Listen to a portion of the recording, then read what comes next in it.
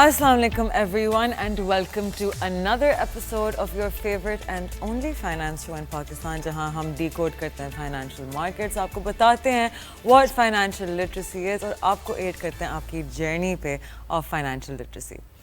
तो किसी ने मुझसे कहा था कि मैं म्यूचुअल फंड की बहुत ज़्यादा बात करती हूँ और मुझे किसी और चीज़ के बारे में बात करनी चाहिए, तो फिर मैंने सोचा कि आज का पूरा एपिसोड क्यों ना म्यूचुअल फंड्स के बारे में बना दूँ। तो म्यूचुअल फंड्स होते क्या है?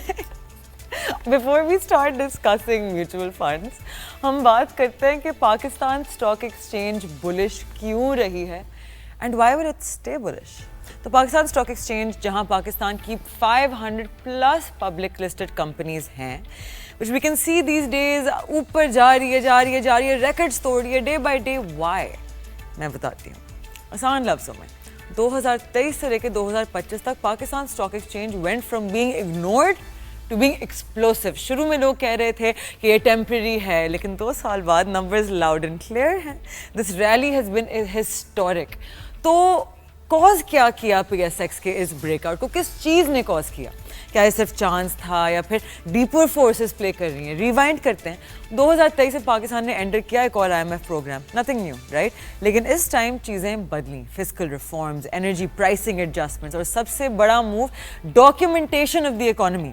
पहली दफ़ा इन ईयर्स एक विजिबल पुश था डिसिप्लिन की तरफ। करेंसी को कंट्रोल किया गया, इंपोर्ट्स को रैशनलाइज किया और स्टेट बैंक पाकिस्तान ने पॉलिसी टाइटन करना शुरू की। ये सब चीज़ें पेनफुल थी लेकिन नेसेसरी थी। अब उसको कंबाइन करें एक पावरफुल चीज़ के साथ, कॉर्पोरेट अर्निंग्स ने रिकॉर्ड लेवल्स हिट किए। Banks, oil, cement, across the board companies ने रिपोर्ट की इतने प्रॉफिट्स जो किसी ने एक्सपेक्ट ही नहीं किए थे। इस प्रॉफिटेबिलिटी की वजह से ये एक बैकबोन बन गई इस रैली की। फिर लिक्विडिटी आई, इंटरेस्ट रेट्स स्पार्क हुए ये 2024 में। मार्केट्स ने प्राइसिंग कट शुरू किए और जब रेट्स नीचे जाने लगे मार्केट्स ऊपर जाती हैं, रिस्क एपेटाइट वापस आई। इंस्टीट्यूशंस जो साइड लाइन्स पे थी फिर से बाइंग शुरू की और रिटेल इन्वेस्टर्स जिनका कॉन्फिडेंस मर चुका था began to wake up। Foreign investors भी वापस आए स्लोली बट श्योरली। उन्होंने वैल्यू देखा एक मार्केट में जहां पीई रेशियोज अभी भी सिंगल डिजिट में थे और पीएसएक्स डिस्पाइट इस सारी केओस की became the cheapest performing market in the region। लेकिन ये ट्विस्ट है, ये सिर्फ नंबर्स के बारे में नहीं है, ये रैली सेंटिमेंट की थी। पहली दफ़ा इन ईयर्स पाकिस्तानीज ने बिलीव करना शुरू किया इस मार्केट में फिर से। सोशल मीडिया पर stock discussions, influencers promoting financial content और young investors making demat accounts, it became a whole movement. तो सवाल ये है कि ये लास्ट करेगा? Let's talk about the future. First, valuation remains attractive. इस रैली के बाद भी पीएसएक्स अभी भी मेजर डिस्काउंट्स पे क्या कहते हैं ट्रेड कर रहा है कंपेयर टू आपके regional pairs. Second, earnings momentum बहुत स्ट्रॉन्ग है, कंपनी स्मार्टर हो रही हैं और एफिशिएंट हो रही हैं और एक्सपोर्ट्स का पोटेंशियल अनलॉक होना शुरू हो गया है। थर्ड चीज़, मैक्रो इकोनॉमिक स्टेबिलिटी, जो हम बार बार मेंशन करते हैं। टफ डिसीजंस थे लेकिन वो रिजल्ट्स शो करते हैं। अभी की तकलीफ बाद का पे आउट होता है। करंट अकाउंट स्टेबल है, 1.2 बिलियन का सरप्लस है, इन्फ्लेशन डिक्रीज हो रही है, रुपी रिलेटिवली काम है और सबसे इंपॉर्टेंट फैक्टर, रिटेल इन्वेस्टर अभी पूरा एंटर हुआ ही नहीं है। एक मैसिव अनटैप्ड बेस है और जैसे ही उनका कॉन्फिडेंस ग्रो करेगा मार्केट में नया ब्लड आएगा। ऑफ कोर्स बहुत रिस्क्स हैं, जियोपॉलिटिकल टेंशंस, आईएमएफ की कंडीशंस और पॉलिटिकल स्टेबिलिटी सब कुछ रेलेवेंट है, लेकिन अगर पाकिस्तान इसी रिफॉर्म के पाथ पे रहा तो ये एंड नहीं है इस रैली की, ये एक शुरुआत हो सकती है of a golden decade for Pakistani equities. So next time someone says यार मार्केट तो ऑलरेडी ऊपर चली गई है, आपको कहना है अभी तो गेम शुरू हुई है। Moving on to our topic of mutual funds, we have a very special guest with us who is here in person, लेकिन उससे पहले एक छोटी सी ब्रेक लेते हैं। स्टे विद अस, आप देख रहे हैं the inside scoop and I M Mashrak Khan.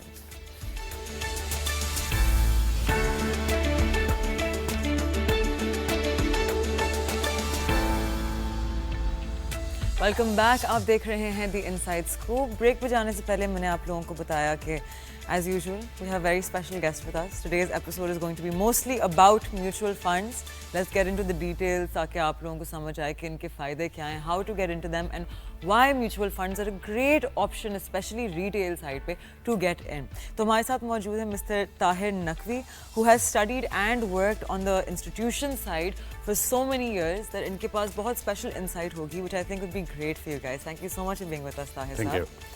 तो सर आपका बहुत एक्सपीरियंस है म्यूचुअल फंड साइड पे, तो सबसे पहले बहुत of course us working in it, हमारे लिए तो we know what it is, लेकिन ऑडियंस के लिए it's very important to understand कि म्यूचुअल फंड्स क्यों फ़ायदेमंद है। तो बहुत लोगों को आवाज़ आती है कि म्यूचुअल फंड्स की बाइंग आ गई, ये हो गई। आप आसान लफ्ज़ों में बताना चाहेंगे कि व्हाट आर म्यूचुअल फंड्स? अच्छा, पहली बात तो है म्यूचुअल फंड एक सिंपल सा कि एक कलेक्टिव इन्वेस्टमेंट स्कीम है, ठीक है।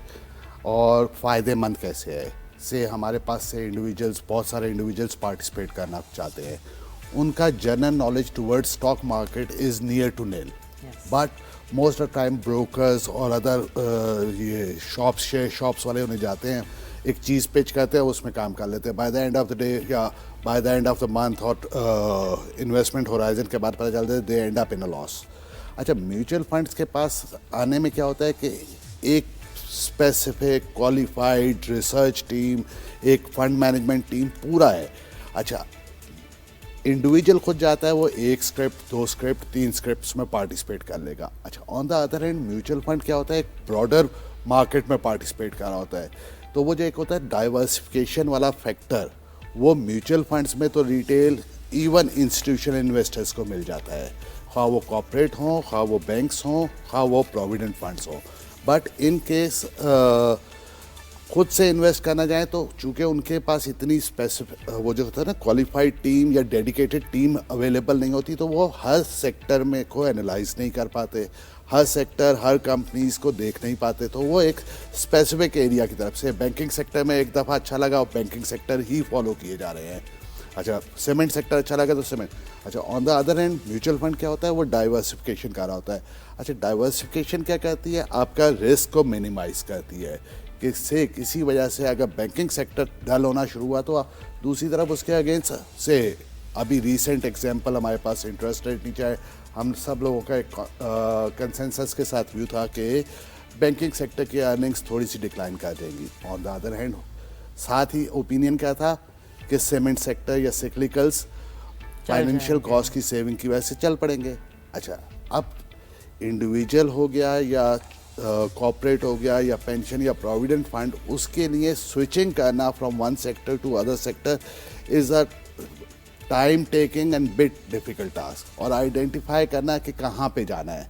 On the other hand mutual fund के पास चूँकि वो एक डाइवर्सिफाइड पोर्टफोलियो होता है, वो उससे बेनिफिट ले गए। बिल्कुल, मेरे हिसाब से हमारे अगर आप एक चीज़ नोट करें कि अक्सर लोग बातें करते हैं म्यूचुअल फंड बहुत ज़्यादा, कि म्यूचुअल फंड वाले म्यूचुअल फंड्स को बहुत ज़्यादा प्रमोट करते हैं और कहते हैं कि भाई रिटेल से ज़्यादा खुद डायरेक्ट पार्टिसिपेट करने के बजाय उसमें आए। अच्छा, समहाउ इसको लोगों ने एक्सेप्ट भी किया हुआ है। If you go through the numbers, हमारे यहाँ 3.5 लाख के करीब ओवरऑल UINs हैं, ठीक है। अच्छा, खाली अगर मैं 1 या 2 बड़ी AMCs की बात करूँ तो उनके पास number of investors 4 lakh 5 lakh है जी। तो ये क्लियरली रिफ्लेक्ट कर रहा है कि पब्लिक का कॉन्फिडेंस म्यूचुअल फंड के ऊपर इनडायरेक्टली स्टॉक मार्केट में इन्वेस्ट करने के ऊपर ज़्यादा है कंपेयर टू डायरेक्ट। अच्छा, फिर at the end of the day investor जो है वो रिटर्न देखता है। अच्छा, अगर पिछले से मैं 1 साल की बात करें या 5 साल की बात करें या 10 साल के होराइजन की बात करें, पीपल मेक मार्वलस रिटर्न्स। ठीक है, हमारे पास कोविड आया बीच में, बिल्कुल पूरी दुनिया, बिल्कुल, और बेयर साइकिल्स हर जगह आती हैं, वन ऑफ्स होते रहते हैं। लेकिन आप अगर लॉन्ग टर्म इन्वेस्टर के हिसाब से देखें तो उसके लिए आइडियल रिटर्न्स है। और मेरी जो इन्वेस्टमेंट की फिलॉसफी है, इन्वेस्टमेंट कभी भी शॉर्ट टर्म नहीं होती। Agreed. Investment is always long term और विद द एक कंसिस्टेंट पेस के साथ। अच्छा, हमारे पास mutual fund industry different products offer कर रही है, ठीक है। उसमें जिन लोगों की रिस्क एपिटाइट ज़्यादा है उनके लिए भी प्रोडक्ट अवेलेबल है, जिनका रिस्क एपिटाइट नियर टू नील है उनके लिए भी प्रोडक्ट अवेलेबल है, और जो खाली इंडेक्स को ट्रैक करना चाहते हैं वो कहते हैं यार मुझे कोई अल्फा जनरेट नहीं करना, मुझे कोई एक्स्ट्राऑर्डिनरी, मुझे जो स्टॉक मार्केट का इंडेक्स रिटर्न है उसके लिए भी प्रोडक्ट अवेलेबल है। यानी हर रिस्क कैटेगरी के लिए हमारे पास प्रोडक्ट अवेलेबल है। जी बिल्कुल, मोस्ट सर्टेनली। तो वन टर्म जो हम बहुत यूज़ करते हैं, NAV, नेट एसेट वैल्यू। आप समझाना चाहेंगे what is a NAV, why is it important, वो क्यों इतना यूज होता है हमारी साइड पे? अच्छा, मेरे ख्याल से हमारे जो बहुत सारे लोग जो ये देख रहे होंगे उनका जनरल नॉलेज टूवर्ड्स फाइनेंस शायद ना होने के बराबर हो, तो नैब को सिंपल आसान लफ्ज़ों में उनके लिए कि भाई मेरे जो पास जो टोटल मैंने आपसे पैसा लिया हुआ है या मुख्तलिफ इन्वेस्टर से लिया हुआ है उसके अगेंस्ट जो परचेज़ किया है, आज के मार्केट के एंड होने पे उसकी वैल्यू ये है और आपका एक यूनिट की वैल्यू यहाँ पे खड़ी हो गई, ठीक है, इसमें कोई वो नहीं है। अच्छा, दूसरा क्या है कि म्यूचुअल फंड इंडस्ट्रीज़ का मेरे ख्याल से रोज़ाना की बेस पे ऑडिट हो रहा है उसकी परफॉर्मेंस का। अच्छा, ऑन द अदर हैंड आप किसी और जगह जाए तो रोज़ाना की बेस पे आपका ऑडिट नहीं है। बिल्कुल, रोज़ाना नैब आ रही है, रोज़ाना नैब पब्लिश हो रही है, इन्वेस्टर के पास भी एक टूल अवेलेबल है, वो जाए मुफाब की साइट खोले या से अगर वो हर स्पेसिफिक एसेट मैनेजमेंट की साइट पे जाना चाहता है तो जाए, नहीं तो मुफाब की साइट पे जाए, कंपेयर कर ले 1 साल का परफॉर्मेंस, 6 महीने की परफॉर्मेंस, 2 साल की परफॉर्मेंस। अच्छा, फिर एक चीज़ और है, मैं तमाम लोगों को रिकमेंड करता हूँ कि जिनसे बात होती है कि प्रायर टू इन्वेस्टिंग, ठीक है, हर किसी का एक स्पेसिफिक ओपिनियन भी होता है। से कोई जैसा हमारे पास एक रीसेंट एक्सपीरियंस के हम एक रिटेल इन्वेस्टर को था, उससे कोऑर्डिनेट कर रहे थे, he was working in cement sector. मैंने कहा यार मुझे सीमेंट सेक्टर ही में पार्टिसिपेट करना है, आसान सा तरीका, टॉप 10 होल्डिंग्स, हर म्यूचुअल फंड की फंड मैनेजर रिपोर्ट पड़ी है, अवेलेबल है, ऑनलाइन अवेलेबल है उनकी वेबसाइट्स पे, उस पे जाके अगर आपका स्पेसिफिक साइट पे जाना चाह रहे हो, ठीक है, तो फंड मैनेजर रिपोर्ट भी पढ़ लो, उसे देख लो। अच्छा, इन्वेस्टमेंट करने से पहले अपना जनरल नॉलेज जितना इंप्रूव कर सकते हो उतना आपके फायदे में है, because then you will feel safe, फिर आपका डाउट नहीं आएगा दिमाग में, आप गलत टाइम पे रिडेम्पशन नहीं ले लेंगे, लॉस में नहीं आ जाएंगे, ऑल ऑफ दोस रीजंस। और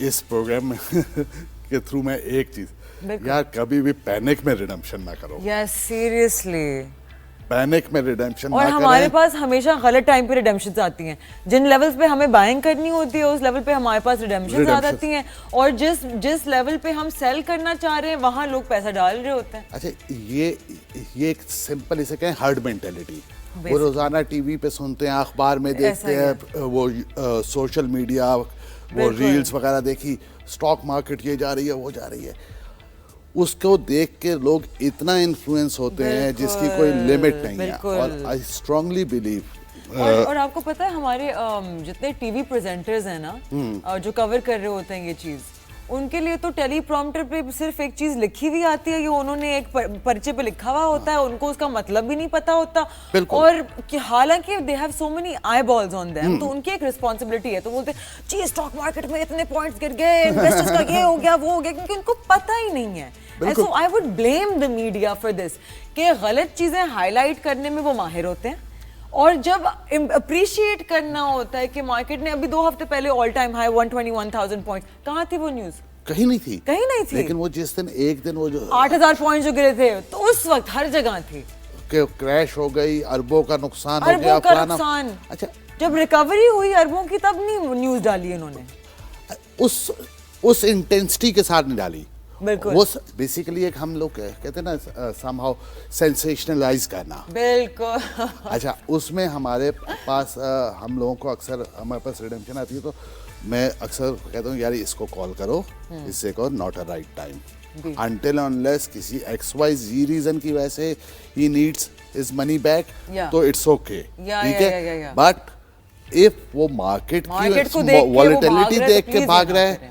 अच्छा, मेरे पास ये if I talk about my funds, तो हमारे पास ये सबसे जो चीज़ हमें विटनेस करते हैं वो AKD इंडेक्स ट्रैकर फंड।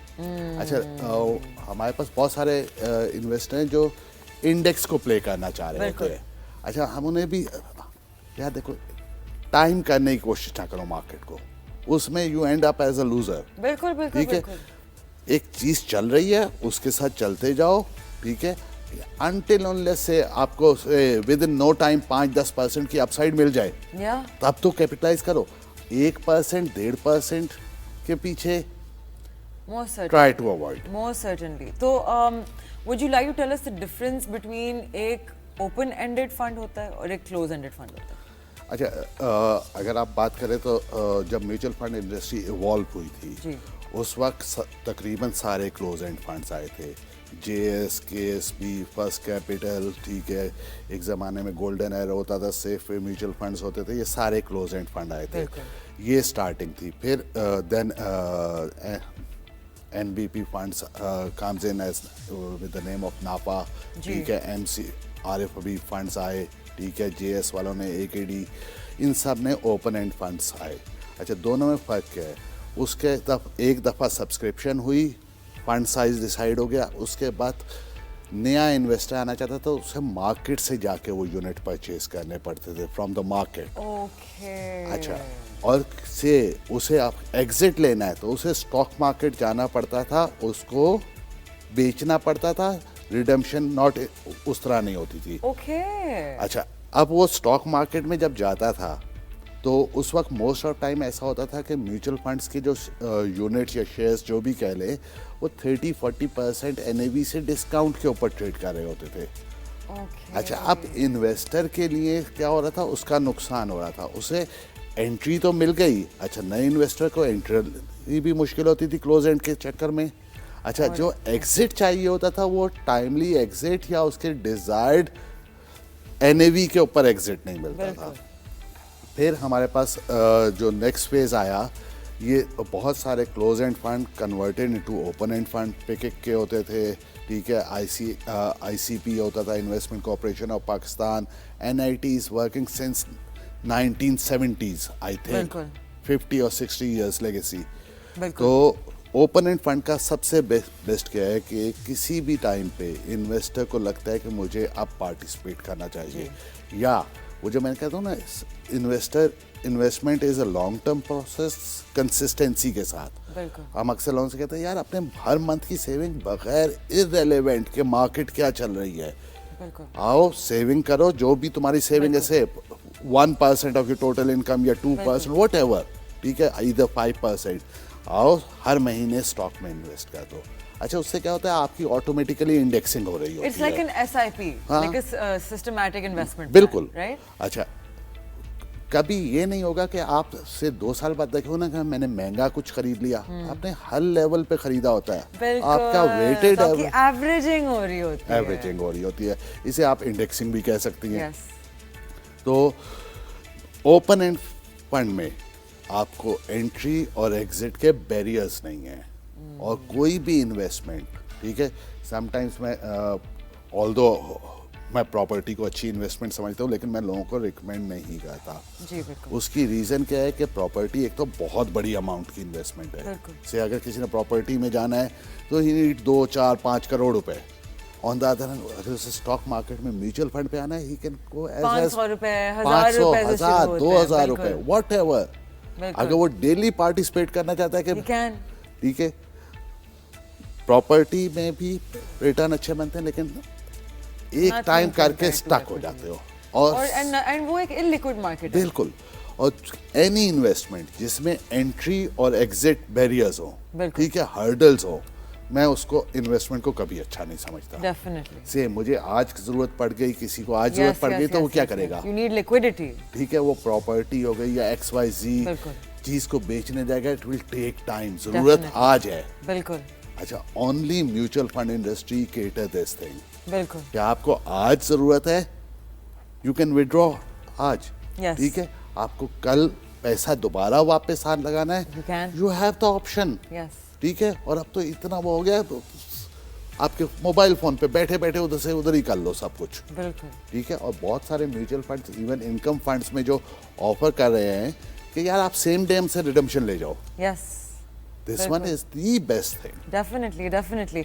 हमारे साथ रहेगा, एक छोटी सी ब्रेक लेके वापस आते हैं। आप देख रहे हैं the inside scoop. I am Mashal Khan and we are in conversation with Tahir Naqvi साहब। Stay with us.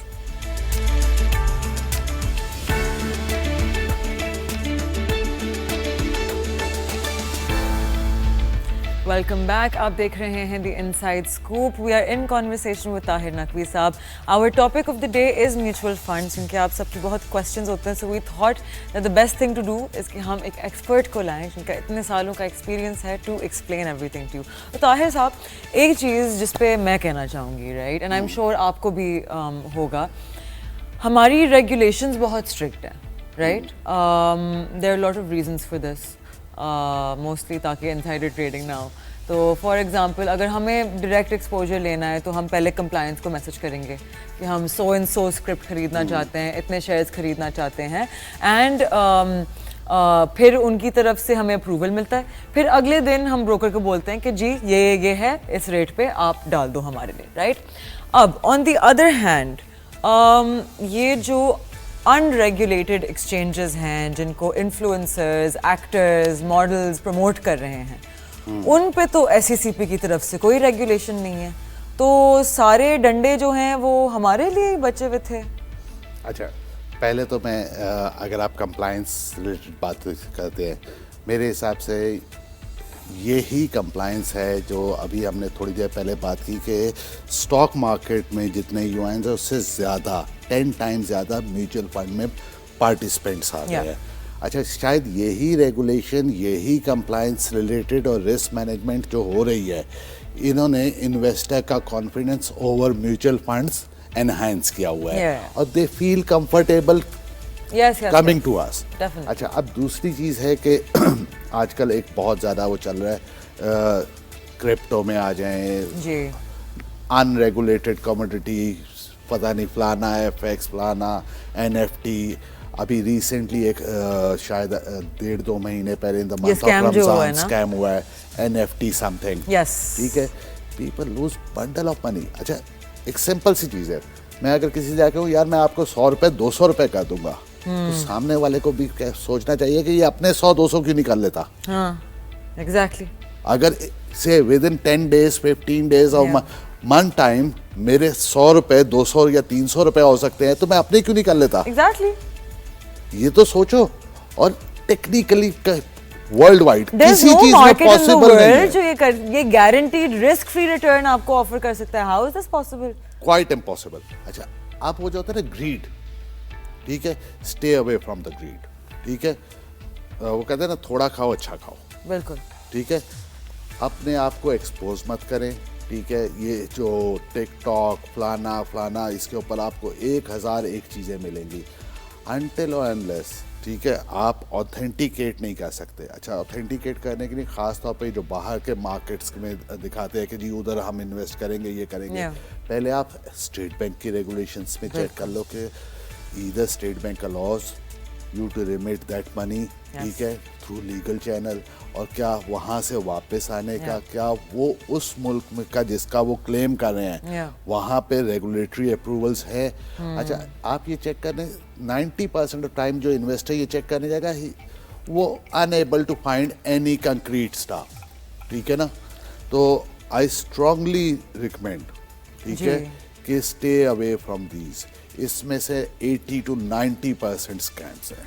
But don't you also think कि ये SECP का काम है to put penalties on the people जो इतने पैसे कैश में लेके प्रमोट कर रहे हैं इन चीज़ों को? हमारे लिए तो बहुत रेगुलेशंस हैं, इनके लिए क्यों नहीं है? अच्छा, इसके ऊपर मैं आपसे वो बिल्कुल एग्री करता हूँ। SECP को इंस्टेड ऑफ दिस के ना प्रोएक्टिव प्रीएम्प्ट करना चाहिए थोड़ा सा। मैंने बहुत सारे SECP के प्रेस रिलीजेस अभी कुछ अर्से में देखे हैं, ठीक है, कि जी फलानी कंपनी है उसमें इन्वेस्ट करने से मोहतात रहे। अच्छा, आप बता रहे हो पब्लिक को कि ये कंपनी है, यहाँ पे ऑपरेट कर रही है, इसमें इन्वेस्टमेंट ना करें, फ्रॉड है। आपको पता है ये यहाँ पे ऑपरेट कर रही है, यार कॉन्टेक्ट FIA, ठीक है ना। FIA is the laziest department I have ever heard of. आपको जब पता है इसका ऑफिस यहाँ पे है, ये ऑपरेट कर रही है, ये इलीगल है, फ्रॉड है, आप एक प्रेस रिलीज दे के उंगली कटा के शहीदों में नाम मत लिखवाओ, एक्शन लो यार, काइंड प्लीज। नहीं, आपस में डिपार्टमेंट से क्योंकि कोई कोहेजन नहीं है, कोई यूनिटी नहीं है। They are, instead of working together, they are competing with each other. Competing with each other, और they have to, what they need to do इस तरह के जो स्कैम्स वाली चीज़ें हैं बाद में पब्लिक होती रहती है, आवाम मर जाती है, आपको पता चल जाता है। आप एक प्रेस रिलीज दे के क्यों अपने आप को कहते हैं जी हमने तो प्रेस रिलीज दे दी थी, बिल्कुल ठीक है ना, और वो भी प्रेस रिलीज देते हैं जब स्कैम हो चुका होता है, बिल्कुल ठीक है। तो क्या फायदा? और जब आप प्रेस रिलीज दे रहे हो ना, इट मीन्स के you know each and every stuff, yes तो भाई एक्शन क्यों नहीं लिया?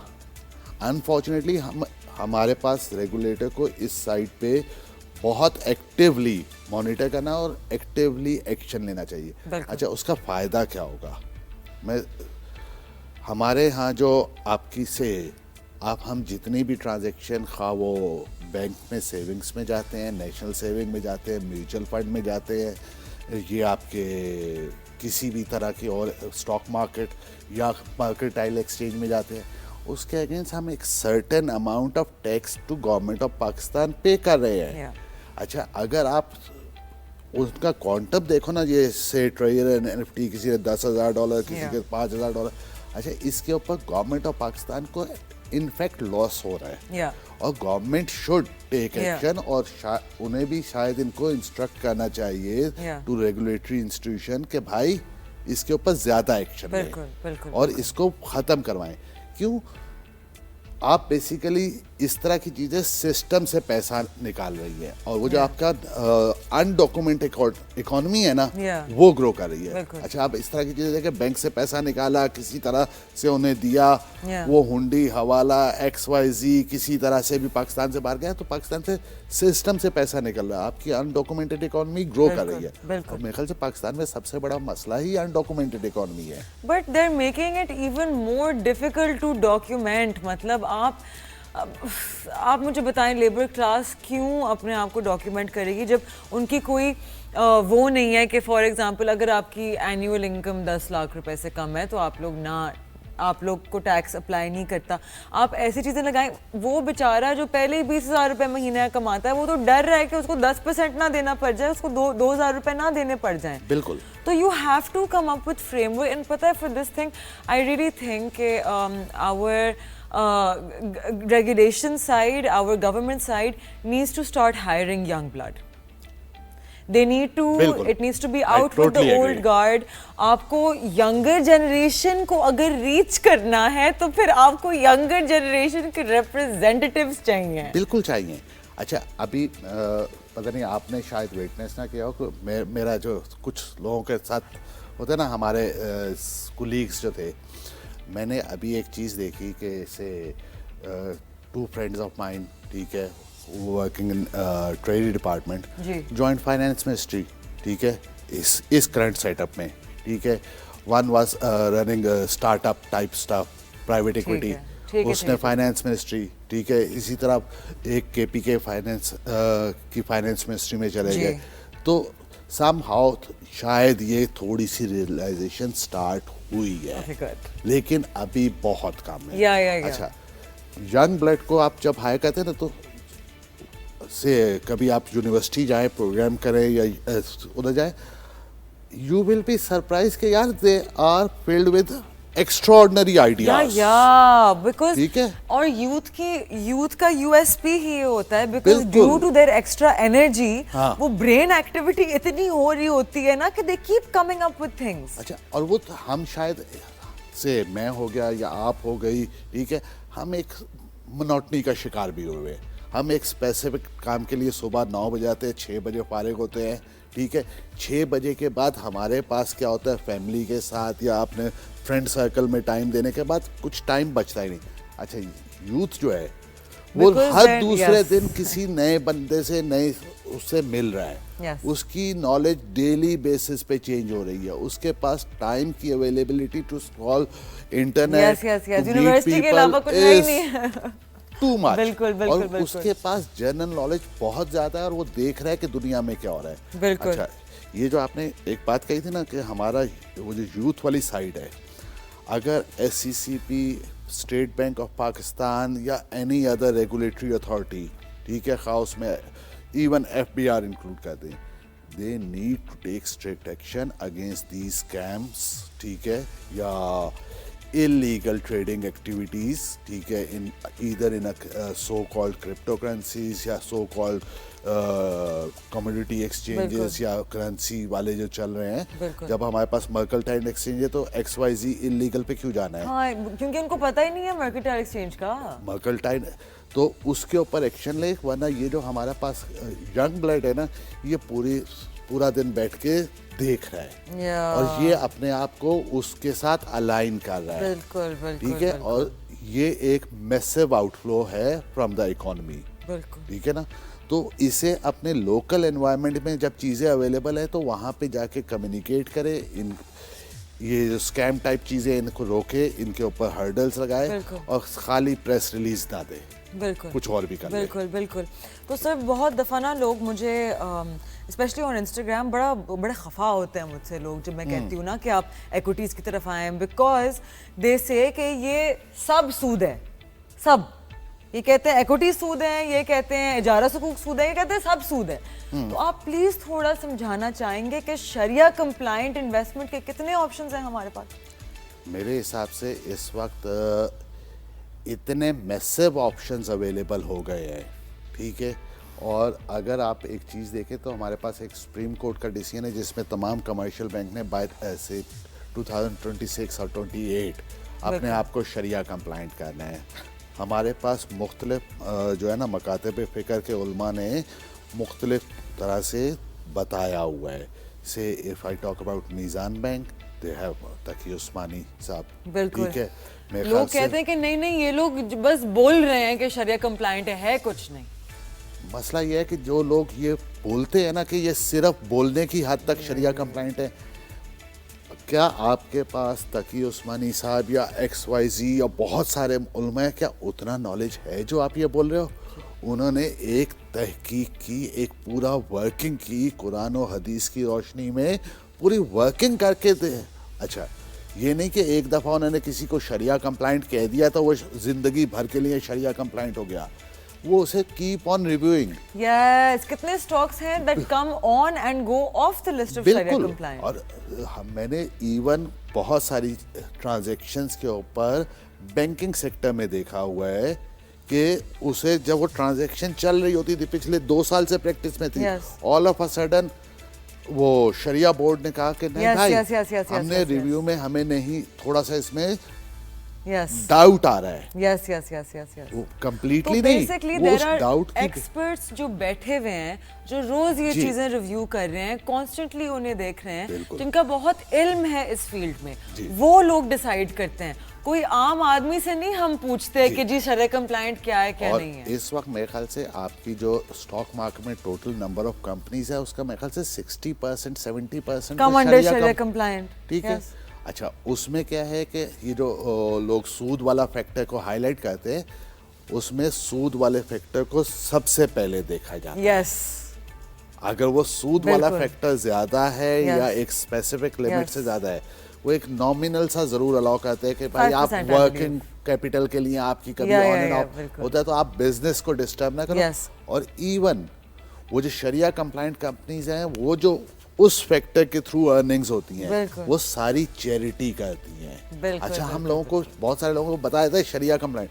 अच्छा, मसला ये है कि एनवायरनमेंट से हम बाहर, पाकिस्तान से बाहर डील कर रहे होते हैं, जो एक्सपोर्टर है Yeah. और वो होता है, उसे समटाइम्स कुछ ट्रांजैक्शंस ऐसी होती है कि उसकी मजबूरी होती है इंटरनेशनल Yes, स्टैंडर्ड्स को yes, फॉलो yes, करना, yes, लेकिन उसके अगेंस्ट वो कर क्या रहे होते हैं, लोगों को हम ये नहीं बताते कि उसके अगेंस्ट जितनी भी इनकम आ रही होती है वो टोटल इनकम में नहीं कहते, उसे चैरिटी में ले जाते हैं, बिल्कुल बिल्कुल बिल्कुल। तो वो शरिया कंप्लाइंट ही रहती है। और मैं तो रिक्वेस्ट करूंगा कि भाई ये यूट्यूबर्स से बचे, जी डेफिनेटली डेफिनेटली। अच्छे ऑथेंटिक लोगों को सुने। ठीक है, उसमें आपके पास बहुत अच्छे अच्छे स्पीकर्स अवेलेबल है पाकिस्तान में। ठीक है, और उनके इवन गो टू यूट्यूब, उधर से उनके वो स्पेसिफिक इश्यूज के ऊपर, टॉपिक्स के ऊपर उनके लेक्चर्स मिल जाएंगे, बिल्कुल बिल्कुल। तो उसको सुन तो लो, उसके Yes. बाद फैसला करो। Be very careful who you're listening हाँ. to. Make sure कि उसका कोई छुपा हुआ Definitely. एजेंडा नहीं है हाँ. अपना। ताहिर साहब, thank you so much for being with us. The time really flew by. I really appreciate it कि आपने टाइम निकाल के आप Thank आए। you.